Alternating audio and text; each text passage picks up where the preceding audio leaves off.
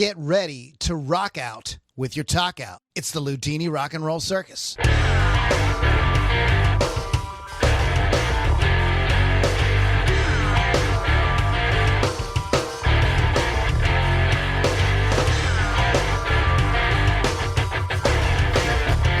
Have to do this, chicka chickas. Speaking of you chicka chickas, it's Loudini here for all you chicka chickas. We're going to have a good time tonight. We're going to be very calm and respectful. What? I did not get that memo.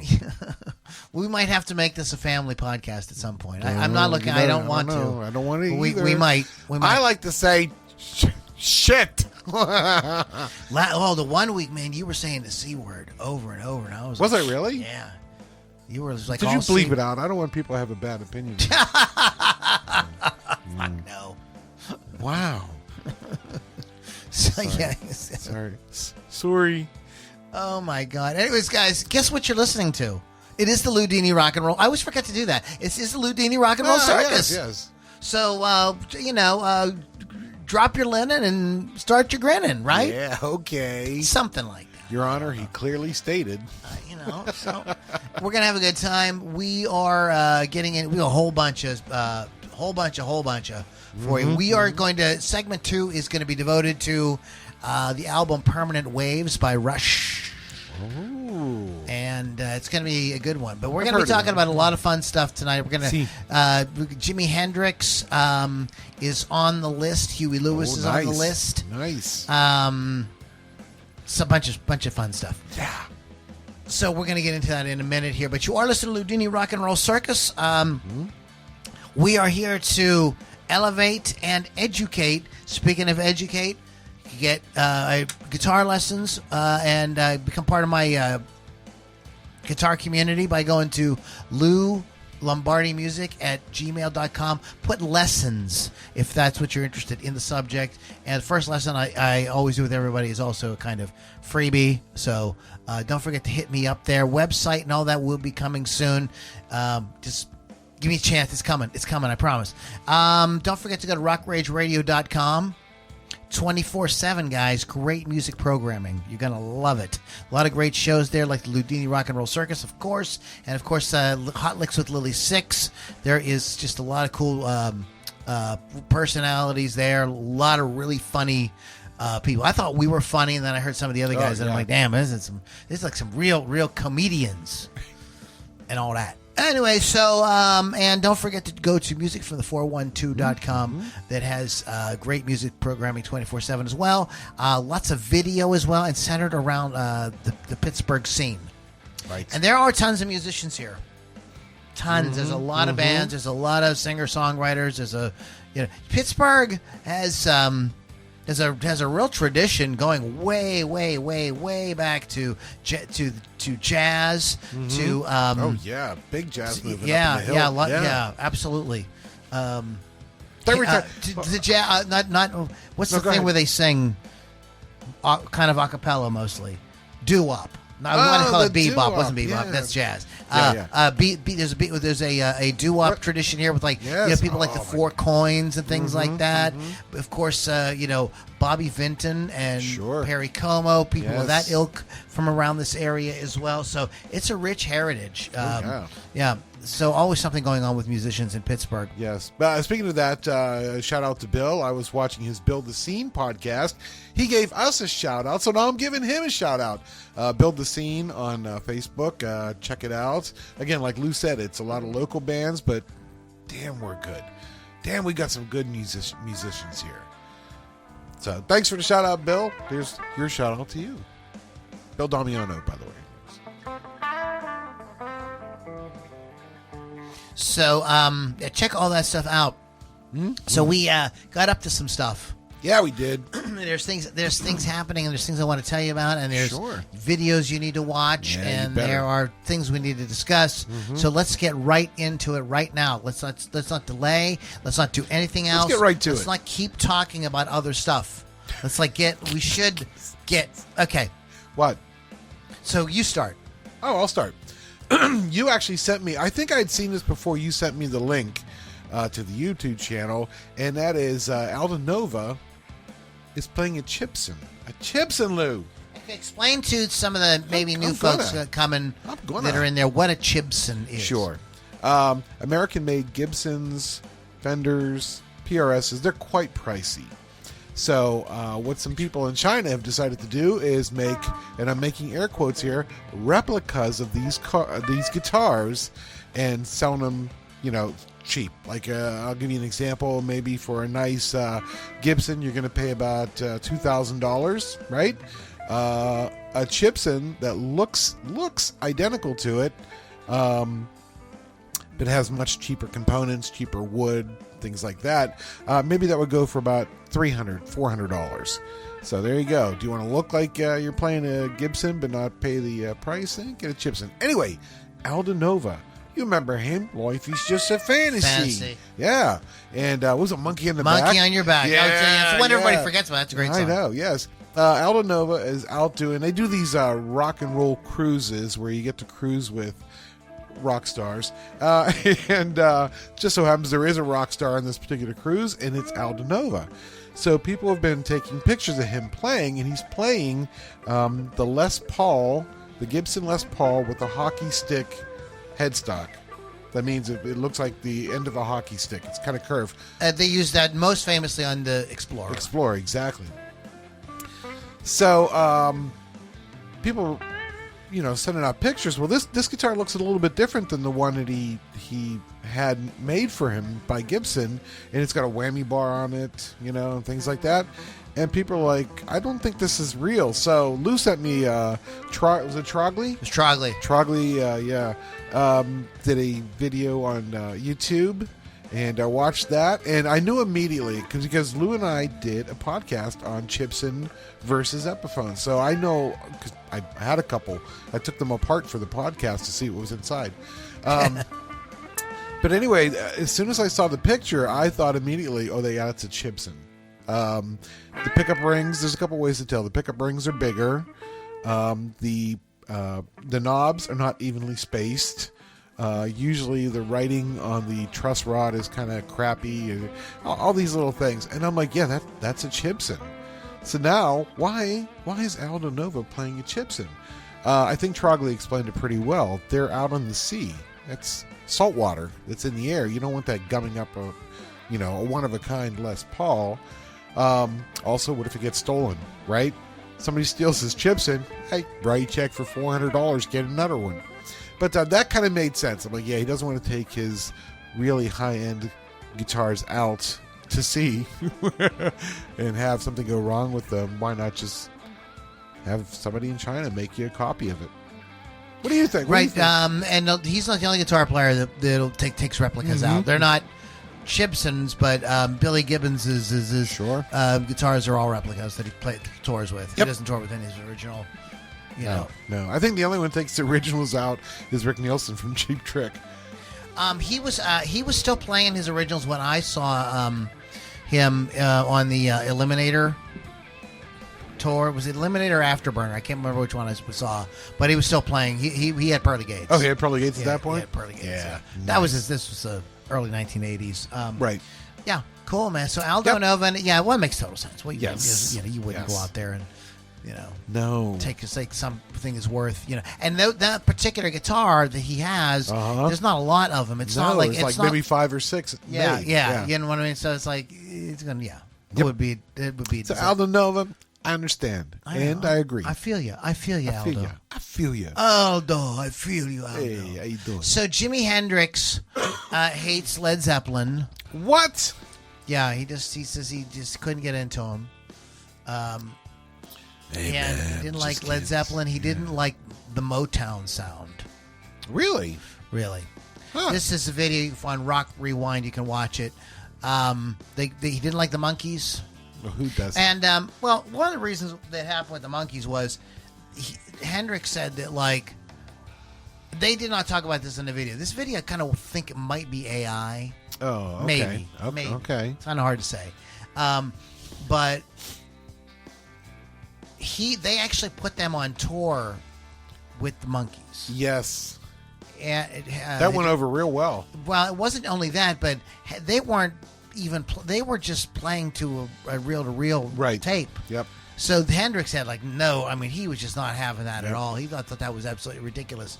And when I first learned about that, I read about that in Musician Magazine, and it was an interview with, I believe, Noel Redding. Mm-hmm. He was still alive at the time, and he was saying, he said when we got to the gig, he says, and here's the Monkees. They're not even like playing. He says Jimmy was just like, was like, this is not gonna work. Like, he had just zero respect for that. Yeah. He did not get along with Jim Morrison.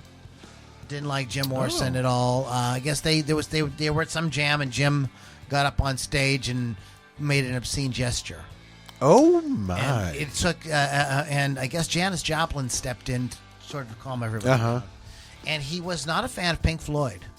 He felt that they were all, show, like, and not real musicians. Now, I don't think he was alive, like, when they really kind of took off, like the Dark Side of the Moon and stuff. So I think I don't think he'd heard that stuff. Right. The earlier stuff was more psychedelic, experimental, was a little different. But yeah, I thought that was kind of interesting. Yeah. Rock Rewind had that out there, and he didn't. I was like, I remember I'm going like, you loved Cream. Yeah, he really loved Cream. He called them the Cream, and but you didn't like Led Zeppelin, and I'm just like, it just seems very weird. It's very strange. Yeah. So, what do you got? Interesting. So this is twice now this has happened. I've mentioned an artist or a band maybe that I hadn't heard in a while, and they died. What? Are you reading over my shoulder again? No. And then like 2 or 3 weeks later, something new from them. So I had mentioned Volbeat, the band Volbeat, and then the next week it ended up being my new and notable because it had just been released, the new single, okay? So a couple of weeks ago, I talked about a YouTuber, as you kids say today, named Meytal Cohen, who is a female drummer. And I remember when she hit the scene back on, in YouTube, I'm like, wow, she made playing the drums look so effortless. And the fact that she's a very attractive young lady didn't hurt either. But she would like be doing, the only time I saw her have a problem was she was doing Rush. Yeah, doing Rush, and I can't remember, I think it might have been YYZ. And she was not smiling, but she nailed it. But anyway, 2 days ago, I get a notification because I subscribed to her on YouTube, and there's a new video, and she's back. So for the 40th anniversary of Moving Pictures, the album Moving Pictures, she was going to do a cover of Limelight. Oh, all right, then. So there are 2 videos. There's the actual video where she performs, but there's also a vlog. She did a vlog of the making of that video, which I thought was really cool because I love behind the scenes stuff. They showed the producer going through the songs and building a click track for her, but because of the different time signatures throughout the song, he had to take each part separate. It was very, very cool. She's pretty much a diva. As to where her drums are, the sound of everything, but she is a self-proclaimed diva, but I can understand why. Her videos are so well done. Let's see, what else here? Oh, so the actual video of her doing Limelight is great. It's Limelight, right? Oh, I thought I'm just repeating it. Limelight. I'm just thinking. Oh, thanks. Like an echo. But it's fantastic, and I loved it because as she's doing all these kind of different time signature changes and fills and things, she's got that famous smile on her face. So it was really cool to see her back. Meytal Cohen, and that is M-E... Hold on, let me give you a correct spelling. Her YouTube channel is Meytall, 3 L's. But Meytal Cohen is back, and I'm so glad to see her. And she just made drumming fun for me again, even though I'm not a drummer. So, and now Lou, back to you. Okay, so Warren Zevon. Mm-hmm. When I say Warren Zevon, what comes to your mind? Werewolves in exactly. London. And that song was a joke song. It was not meant What? to be like a serious song at all. Him and Waddy, okay, and I heard that this is how I heard it's pronounced this week. Uh-huh. Waktel. Oh, Waktel. Okay. I thought you were I going don't to know say if that's how it's you not pronounce Wadi, it's Wadi. Waddy Waktel, the I was famous always wondering how you session and pronounce it. touring guitarist, played with everybody. Yes. He's the guy that plays. What is it? He plays this. Stand by, please. Ah, yes.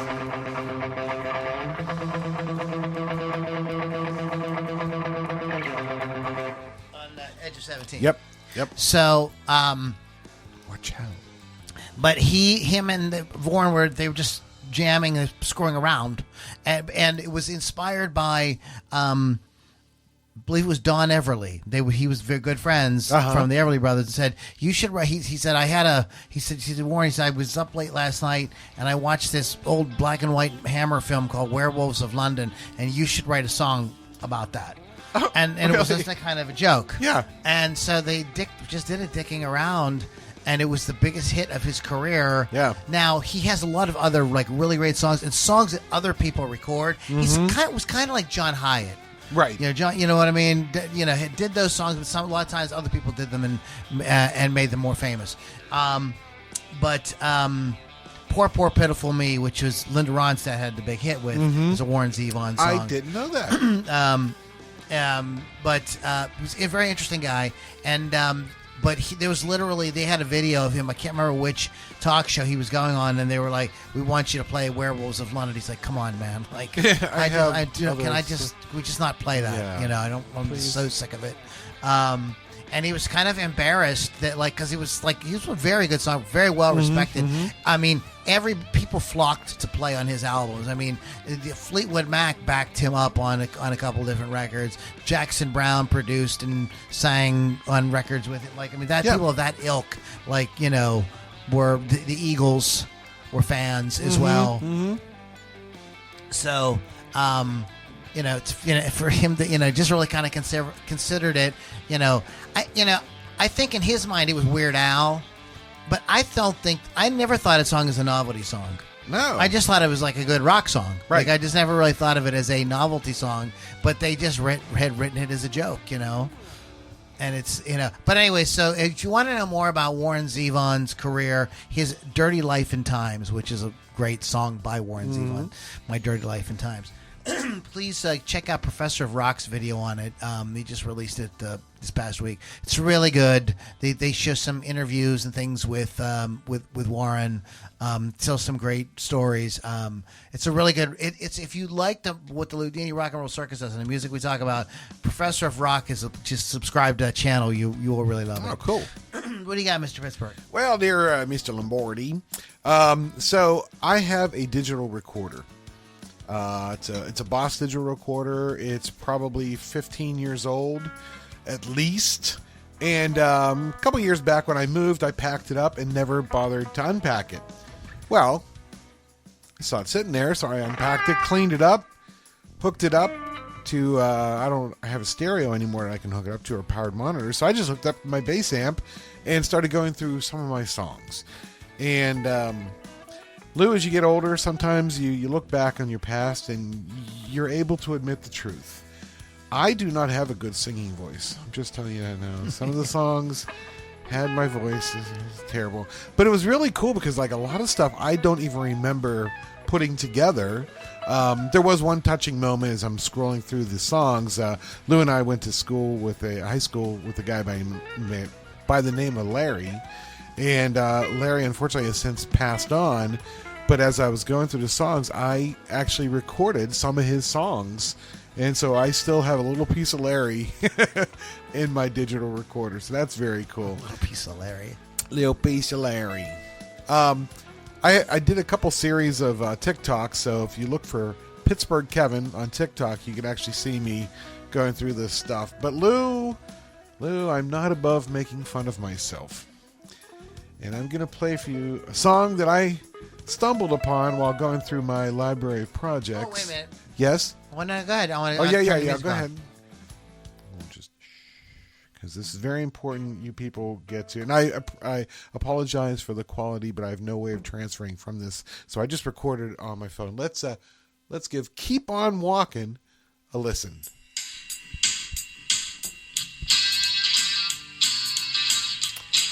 Okay. I want to put on a cowboy hat. But wait, Lou. Don't worry. It gets better.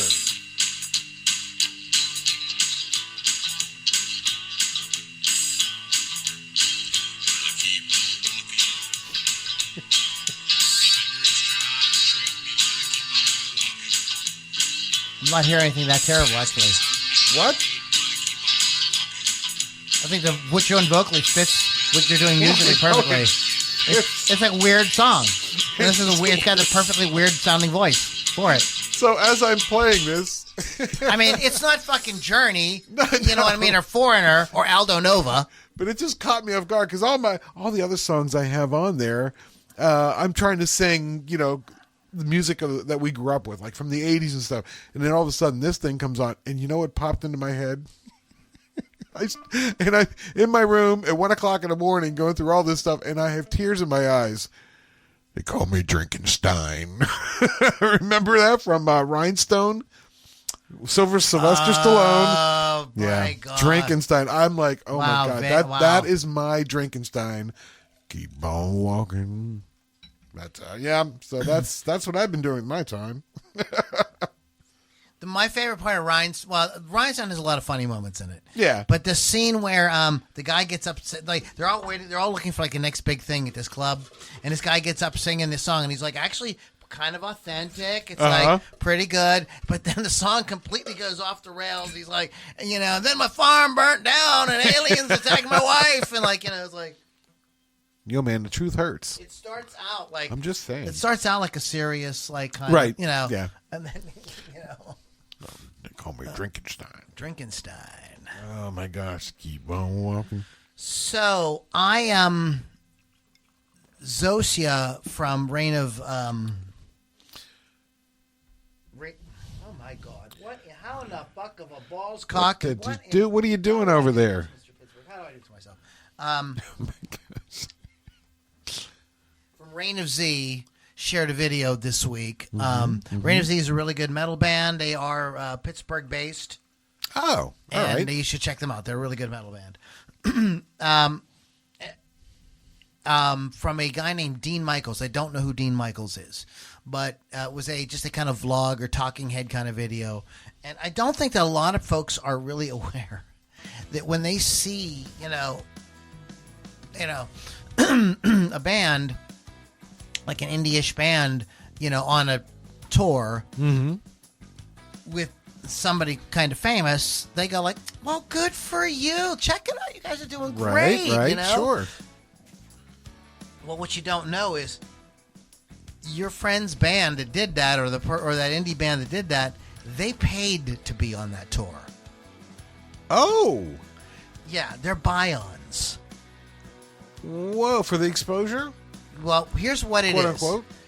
Yeah, kind of. That's part of it. Yeah. What the idea is, they present it to you like this. Well, look, we'll put you on this short tour for $3,000. And you sell as much merchandise and build as big of a list as you can. It's like up to you. Yeah. And I get that. But a lot of people just don't understand. Like, here's the cold hard. Well, let me finish the story. Okay. But this Dean Michaels breaks this thing down. He talks about the buy-ons. That's called a buy-on, and sort of this pay-to-play kind of thing. He was also talking about selling tickets, where you have a band and you go and sell tickets, and nobody likes doing that. Nope. Anybody over 25 years old does not want to sell tickets. Like you just don't. You're an adult now. Yeah. You know what I mean? And it's just like it just sucks. Yes. And so what you end up doing is you end up going and buying the tickets yourself. And I even got screwed doing that one time. But I don't want to relive that story. You know, and then you get to play the gig. So you're basically paying to play, or you're being a buy-on in some way. So she was just like, you know, can we just have a discussion about this, like without, you know, just what are your thoughts? And Mike Moscato had some good things to say about it. My comment was that I think that a lot of musicians are still thinking that it's the way that it was in the 60s, 70s, 80s, and 90s. No. And it's not like that at all. No, you don't get discovered. Like, nobody cares. You know, like, right. We've had many decades now of music, you know, and it's not a thing right now. It's not. When Mr. Pittsburgh Kevin and I were growing up, music was absolutely everything. Yes. It was absolutely everything. And if you're listening to us and you're a musician, I'm sure music is everything to you as well. But just as a regular person, like all our friends and everything like that didn't play instruments or anything like that, they all had their band. Right. I can remember guys from school right now, and I could associate. You could name a band. I could go, exactly. That was this person. Yeah. This was so and so. Me too. You could just, you know, they love this band. They love that band. And but there's nothing like that now. No. People are on to other things. I mean, people are scrolling. People are playing video games. They're not, you know, they're not really going to the movies. You know, it's just we live in a completely different world. See, and we're gonna have to get used to doing things differently. And I know a lot of musicians, you know, have bitched about being T-shirt salesmen and stuff like that.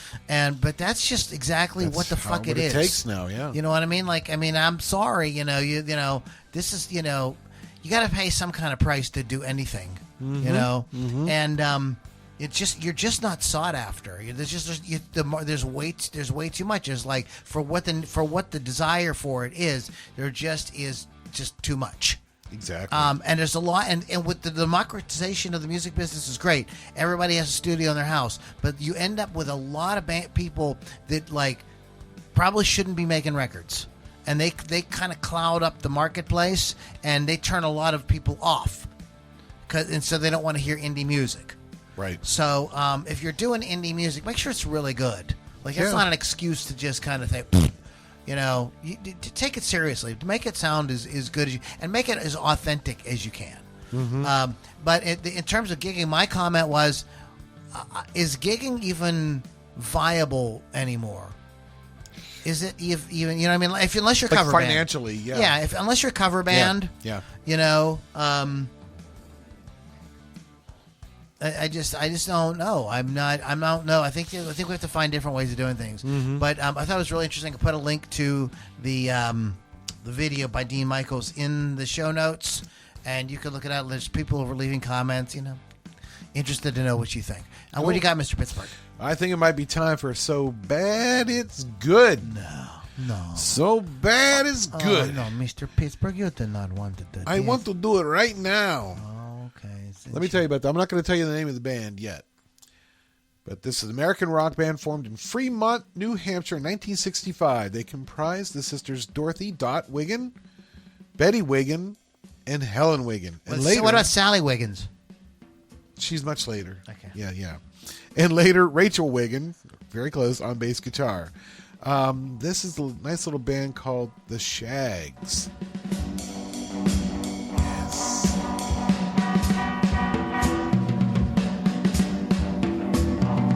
Wow.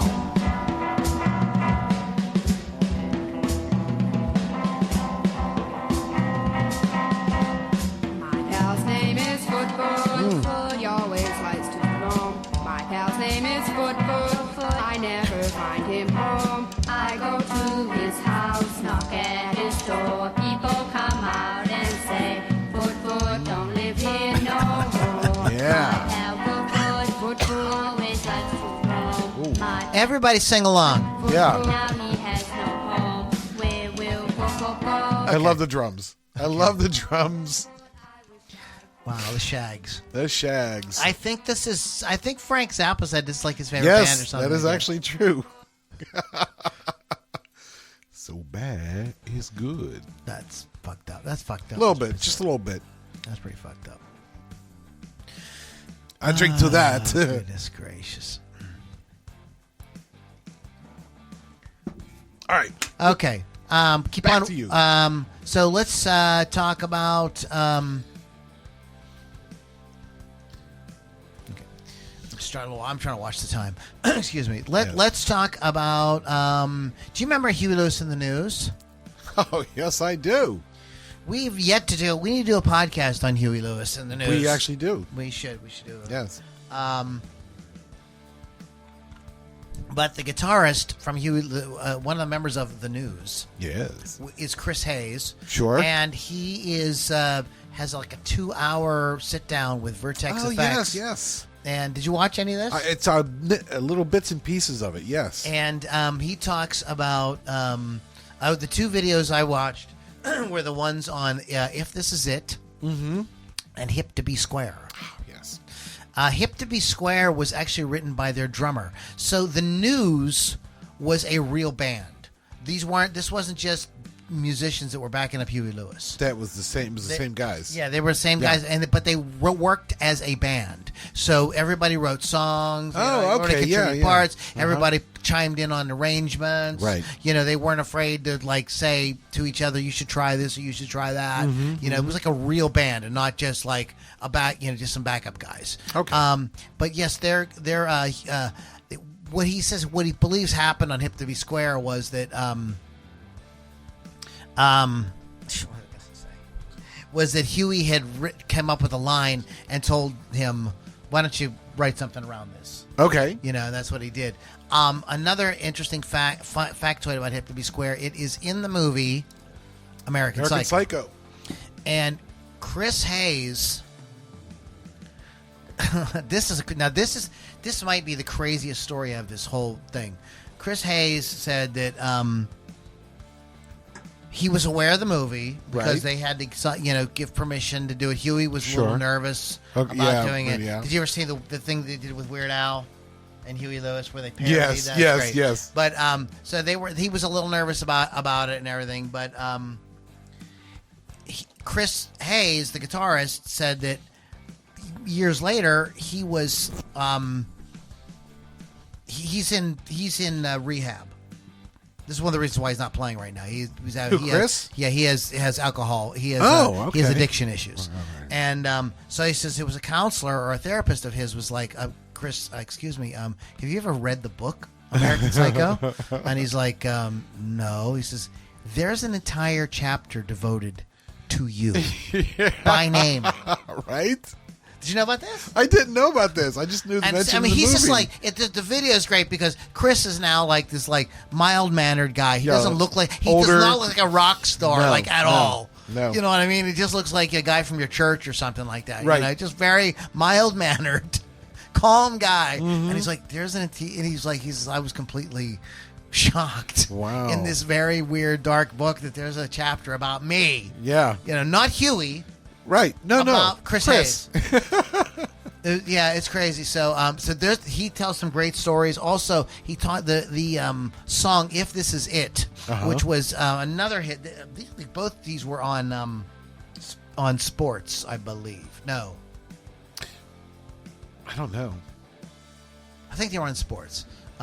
You can watch the videos and you'll find out for yourself. Sure. But I put links in the show notes. But he says that the song starts. It's an interesting song because it starts off with a guitar solo. That's right. It does. And then there is a little bridge in the middle where there's like another guitar solo. And if you think about the song, it's this kind of mid-tempo breakup kind of song. It's not like, it's just kind of a strange song to have like that much. You wouldn't think would have that much guitar in it. Yeah. It's interesting. So he talks about that, and they play the tracks, and he plays along with them, and they talk about stuff. It's very good. I'm glad that Vertex Effects is going in this direction with their channel. They were originally just gear. But then they have branched out. Yeah, cool. So it's very cool. Okay, so that was that on that. And you want to talk about your last? My last thing is the that was my digital recorder thing. Yes. My last thing is the movie. You talk about the digital, okay, so we're going to talk about the Red Letter Media in a second. But speaking of Walken, it is Christopher Walken's 82nd birthday. Happy birthday. Happy birthday, Christopher Walken. Where's your dog's tail? It is Bobby Kimball from Toto. Oh, yeah. Michael Brecker, Perry Farrell. Oh, Perry, sure. Marvin Gaye. Oh. Leon Wilkerson. Yes. Richard Manuel from the band. Muddy Waters. Invented electricity. Invented electricity. Clive Davis. Barry Oakley. Gary Moore. Oh, Gary Moore with this birthday. Yeah, happy birthday to all y'all. Yes. All y'all. All y'all. All y'all. Motor Happy birthday to all y'all. Motor Speaking of birthdays, Yes. happy 42nd birthday to Monty Python's The Meaning of Life. Wow. It's 42 years old this week. Holy cow. Great film. If you've never seen it, you should watch it. So there's a video going around, and that appears to show that the driver turned around and shot President Kennedy Really? in the throat. And He does grab his throat. I remember I But- was there in the grassy knoll. So I want to bring this up. So it's a kind of newish kind of thing. Interesting. There's some new videos and things out like that. However, I Yes. put a link to the Robert Harris's breakdown of it. It's a very short video. I recommend that you watch it. It's like 4 minutes. Okay. Oh, But he okay. really, in 4 minutes, he shows the video and then explains that why it's highly, highly, highly unlikely that that's what happened. Yeah. And I'm not going to get into it. You can watch it. This isn't. But one of the things I always wanted to get into with the show, and I never did, was some of these weird incidents that happen in life and in the world. Things like, sort of conspiracy things and stuff like that. We didn't just never have gone there.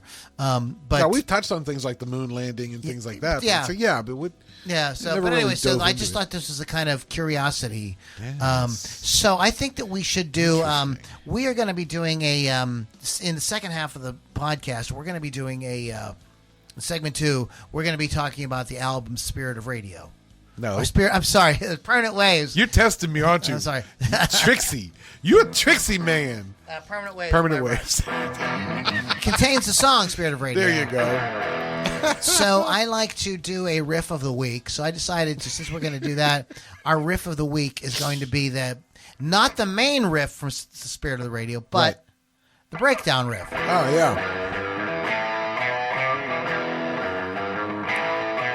I'm a salesman.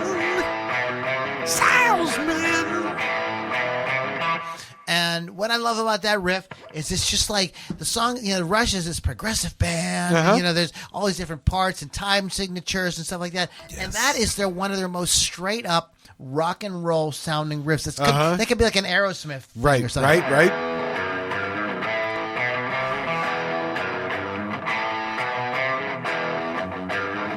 You have Steven Tyler write something over that, Yeah, right? You know right. what I mean? But it's just very simple. Set Uh-huh. up the open E power chord, and then the open A power chord. You're just walking up to it.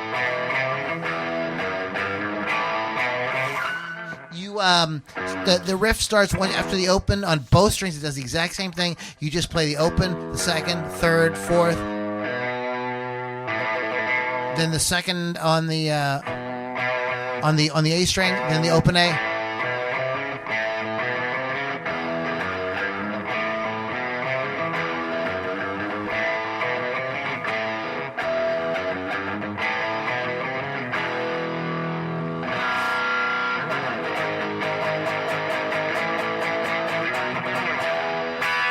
So yeah, I think that's just a kick-ass riff. It was one of the that was another riff that I learned early on. Just because it just was like, but they don't do a lot of stuff like that in their songs. Right. You know what I mean? They typically wouldn't do something so like blues rock and roll kind of thing, and I always thought that was just one of the coolest things that they did, and it's perfect for the song and what the song is talking about, which you want to know. You're going to want to know all about. I was inspired by Audio Mover to do this. His video on it that came out a week or two ago, where he talks about this album, and it's it's good. It inspired me to kind of do a whole thing on it. So we're going to deep dive into that Looking later forward to and talk about some of the songs. But yeah, released in 1980. We're also going to talk about some other things were happening in 1980. So stick around for that. But I wanted to do that real quick. Let's get into our movie corner. Okie dokie. Film corner. Yeah. Film corner. Oh my. It's 2 thumbs up. The Porn Actors Studio. Remember when they used to do that on Howard Stern? The Actors Studio, then they made the Porn Actors. Because it was Howard Stern. Howard Stern. But we're not going to be talking about porn. No. Or Howard Stern. Well, maybe later. So I put a link to a cat that has several videos on Eyes Wide Shut and The Shining and stuff like that. But he did something different. Okay. And that is he found common themes in the 2 movies and sort of cross-referenced them. Okay. The Shining, Stanley Kubrick film. The Eyes Wide Shut is Stanley Kubrick's last film. And both are movies that have caused a lot of people to do a lot of talking and a lot of writing and a lot of videoing about them. That's the greatest one. The Stanley Kubrick's probably greatest legacy is the fact that he probably might be the most discussed definitely filmmaker amongst just the general public. I thought it was very interesting, and I'm not going to deep dive into that. You can go check that out for yourself. I did see some movies this week. What'd you see? Jens went down to Garden Theater. I went down to Garden Theater. There you go. If you're from Pittsburgh, you know what I'm talking about. So let's talk about some movies that I saw. All right. I saw 2 movies that I think are absolutely perfect. I would call these perfect films, classics in their own right. I saw another movie that I thought was near perfect for me. Okay. But some people may say is too sentimental for their tastes. Oh, all right. But all right. And then I saw another one that was a new movie. I shouldn't have said that this was a new movie. I should have said guess which one movie. Well, you might guess which one's the new movie, but right. But anyway, so the new movie, no surprise, was entertaining for what it was. Sure. But didn't set the world on fire. It's okay. It's a didn't Netflix set the film. world It's called on They fire. Cloned Tyrone. You had me at They Cloned Tyrone. It is an excellent title. Wow. I will say that out of all the movies I'm going to talk about, it probably has the best title. Yeah, because it conjures up so many thoughts. They Cloned Tyrone, and it rolls What off makes the tongue. Tyrone so special? It rolls off the tongue. It does. Directed by Jewel Taylor, and starring John Boyega a black stormtrooper from Star Wars, right? Yes. Jamie Foxx. Oh, cool. And Teyonah Parris. I think that Teyonah Parris is Foyne steals the complete show. I think she is the best thing about this movie. Okay. What's funny is Jamie Foxx and John Boyega play kind of like counterparts. All right. But Jamie Foxx is old enough to be John Boyega's dad. It's like in real life. Yeah. You know what I mean? Yeah. He's 20 years older than John Boyega. Easy.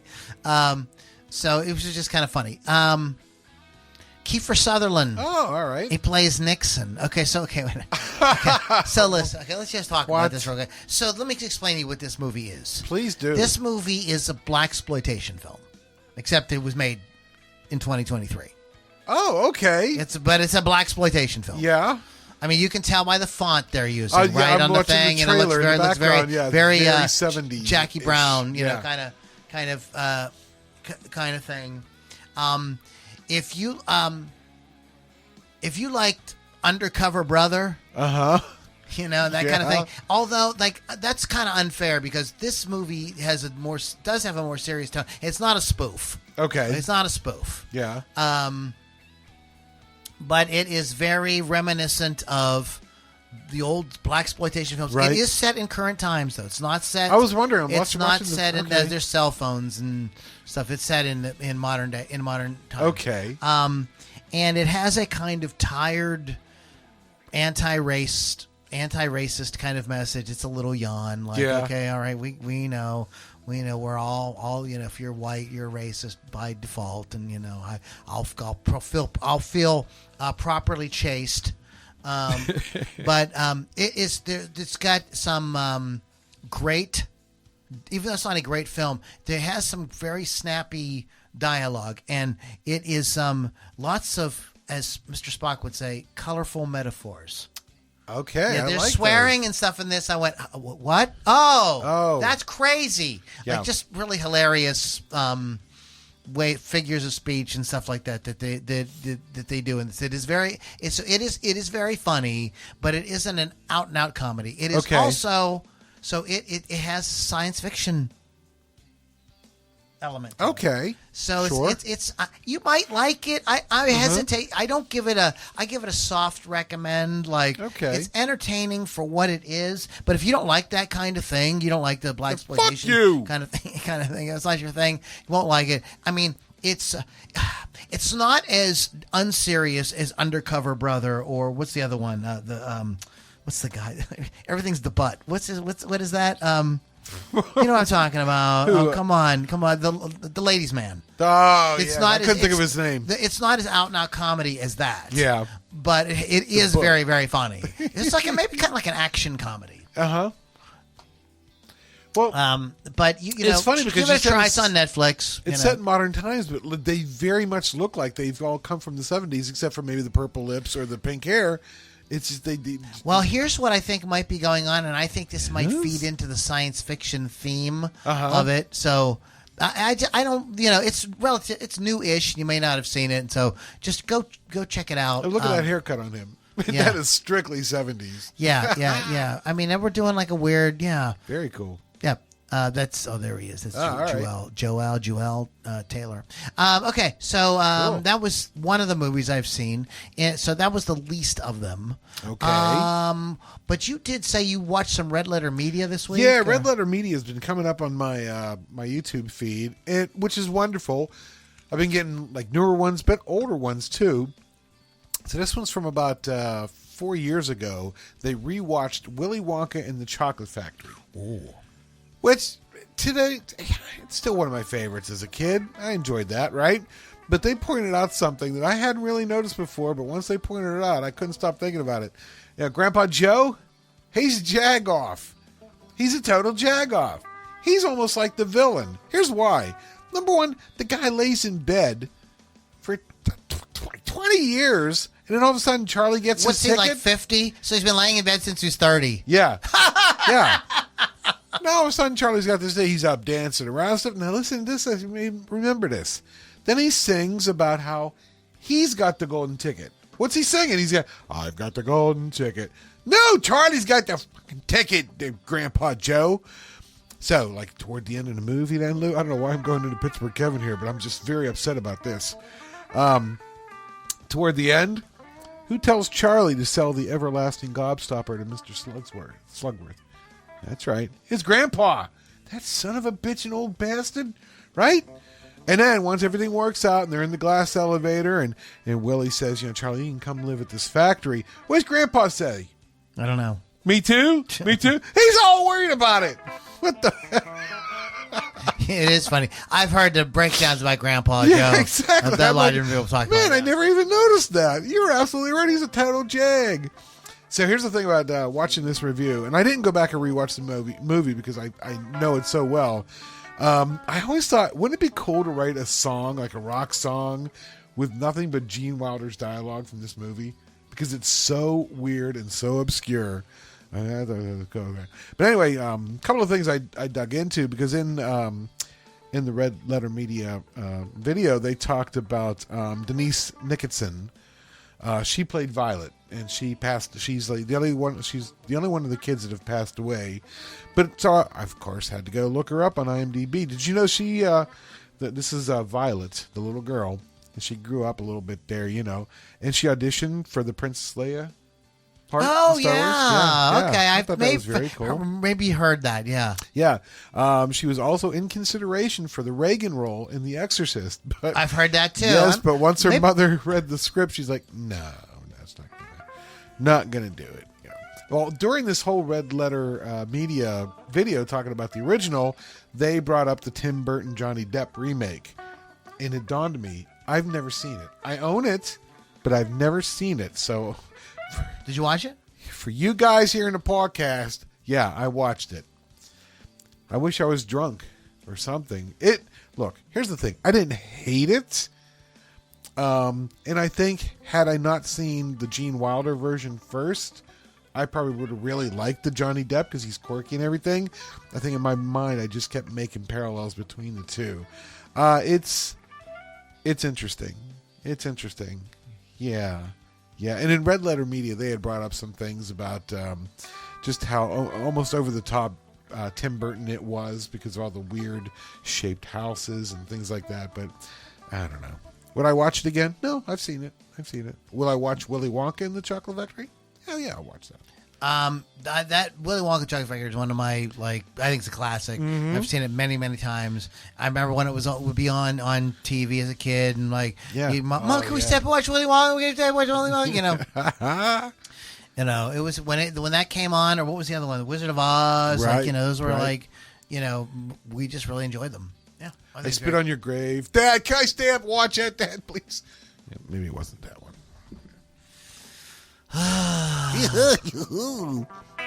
They cloned Tyrone. What else did you watch? So, this movie had made an impression on me when I saw it when I was oh my God. When I saw it when I was younger. And yes. It has some great themes in it. And that is why I kind of wanted to rewatch it. And it has this idea of you kind of have to go along with the ride in life. Mm-hmm, mm-hmm. Do your best, try to do all the moves you can make and everything. But at the same time, you kind of have to let go and just go on the ride. Exactly. And especially if you have children, which I don't have children, but even if you don't. But in the movie's called Parenthood. And in the film, it is really about how these children come into your life, and you just kind of have to go with, you just got to go with it. And it's and so the children are kind of teach the adults that you got to kind of just roll. Uh-huh. You know what I mean? Because they're going to do all kind of shit. And if you're, if you hold on too tightly, right? What's the song say? Exactly. Yep. So it is. Let me tell you about this film. It is from 1989. It's directed splendidly by Ron Howard. Did you mention the name of the film? I'm going to. Okay, good. I thought I missed it. No, I'm going to mention the name. Holy cow, it's a good thing you're here. It stars Steve Martin, Mary Steenburgen, Diane Wiest, and a bunch of other people I'm going to throw at you. People like Jason Robards. Yes. Tom Hulse. Uh-huh. Amadeus himself. Yes. Rick Moranis. Mm-hmm. Not to be confused with Ted Theodore Logan, but Todd Higgins is played by none other than Keanu Reeves. Martha Plimpton, who's in a lot of stuff. Yes, Martha. She's great. A very young Jackin Phoenix. Is that a Jackin? Jackin. He goes by Leif Phoenix. Oh, in the thing. Okay. In the film. That's how he's credited in the film. It is There's some great jokes. Mm-hmm. It is really funny. There's a lot of great quipping. You know what I mean? Throwaway line. Yeah. Well, just Diane Wiest has has some really hilarious lines. She's dealing with a teenager, you know what I mean, who's who she perceives as out of control, and it's really good. Keanu Reeves plays the son or the boyfriend of her daughter. Yes. The movie's called Parenthood, by the way. And it came out in 1989. I remember seeing it in the theater. There are some really funny moments in it, and there's enough room in there for Steve Martin to do his Steve Martin stuff. Right. He gets to do something like when he dresses up like the cowboy his for birthday, and and he does all that stuff, and gets to do the voices and everything. That was kind of stuff he was sort of famous for during his stand-up. Exactly. And so everybody gets to do anything. And I remember when I first saw the movie, thinking that Mary Steenburgen, she plays Karen Buckman. She is the perfect wife. Mm-hmm. And when I watched it again the other night, I was like, she's still a perfect wife. Oh yeah, great. She's great. All the they're all Jason Robards' kids or kids-in-laws, right? And the premise of the film is like he wasn't necessarily the most involved father. To them and everything, and they all are very kind of different. But Tom Hulce plays the troubled son. Yes, and this is just some, like one of the real touching things, and I think this was considered very progressive at the time. And I remember taking notice of this. Is Tom Hulce brings a son into the family, yes, who is black. And they're all white. And what I thought was insanely great about it was it never comes up once that he's black. No. Nobody mentions, and he's just treated just like a normal kid. They're all very loving about it. And even the adults who were a little goofy, like nobody, like that never ever becomes a thing. And this movie came out in 1989, and they resisted any kind of temptation to make like any like racial statement. Mm-hmm. I think that the movie is wildly engaging, like from front to back. I never felt bored or wishing it was different or whatever. So I think it's a damn near perfect film from that case. But it is sentimental. Yes.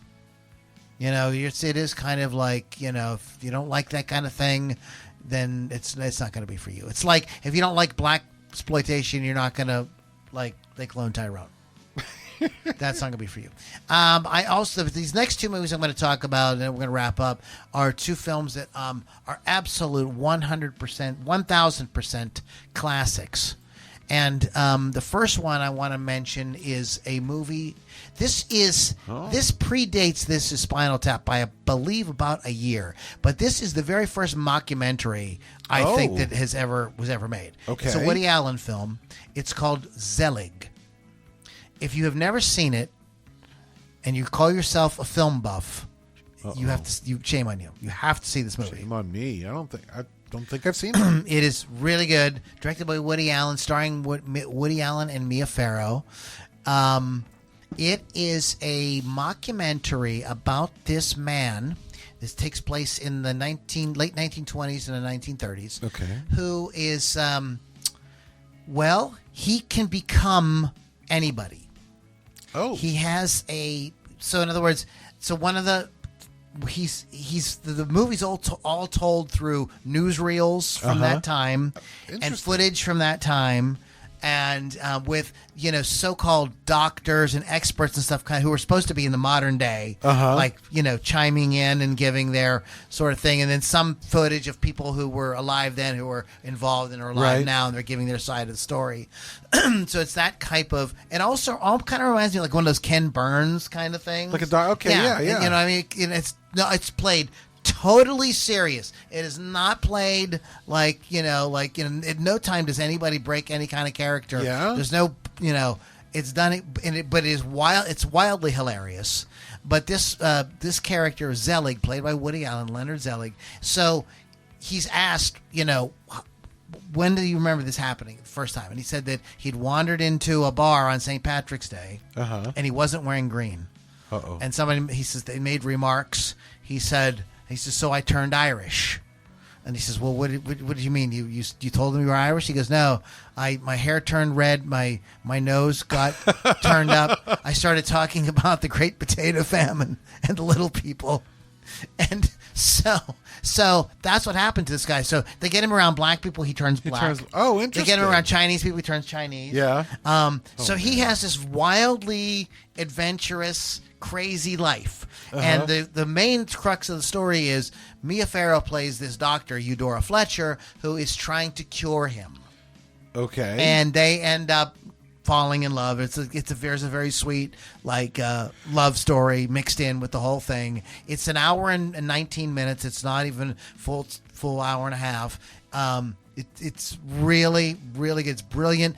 This is his most special effects heavy film ever because they had to do so much with it. Because there's no CGI. It was 1983. So they had to use all kind of editing and stuff to put him these sporting events and different things that happened in the wow. 30s and 20s. It's really, really, really funny.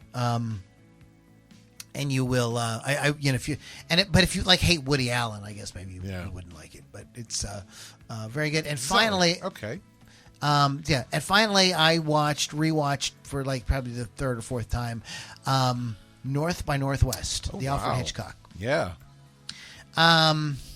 This is directed by Alfred Hitchcock, written by Ernest Lehman, and starring Cary Grant, Ava Marie Saint, and James Mason. And a bunch of other great character actors from that era were just fantastic. It's stunningly shot. The cinematography is amazing. Hitchcock did not like to film on location or film outdoors, but he did some here, and just does a great job. It's categorized as a sort of a thriller mystery, but it has a lot of comedy in it. I found myself laughing a little. I forgot how charming it is. It's very charming, insanely beautiful to look at. This is Cary Grant, James Mason, and Ava Marie Saint at their peak. Yeah, it's Hitchcock. This is one of his greatest films ever. I mean, this is just right up there with Rear Window and all the great Martin Landau. Wow. Yeah, that's right. Martin Landau is in it. He has a great role in it. He's very young. I was going to say. Yeah, he's really young. Yes. He's really young. He's, I don't know, he must be 25 in it, something like that. He's one of those actors that I didn't know until he was older. So whenever I see him young, I'm like, that's not Martin Landau. That's not what he's supposed to look like. He's not supposed to be young. Angela Lansbury did that to me too. You watch Angela Lansbury, and then you go back and you see her from the 50s. And you're like, oh, she was cute. Yeah, exactly. But if you've never seen it, it's an absolute perfect film. Seen it a handful of times now. Zelig, I actually got introduced to by a friend not long after it came out, a little bit in the late 80s. And when I rented that on VHS, I watched it over and over and over and over and over and over. And it was one that I would go and get. I don't know what movie to get. I'll get Zelig again. I think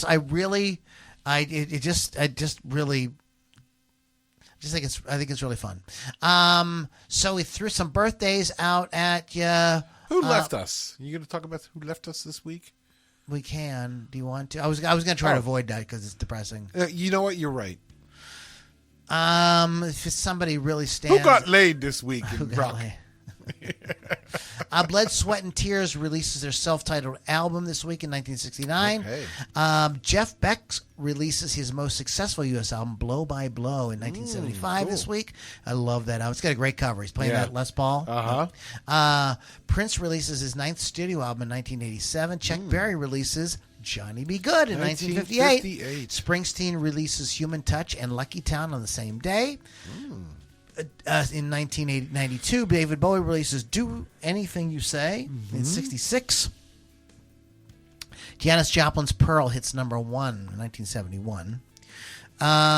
Johnny Cash recorded I Walk the Line this week in 1956. There you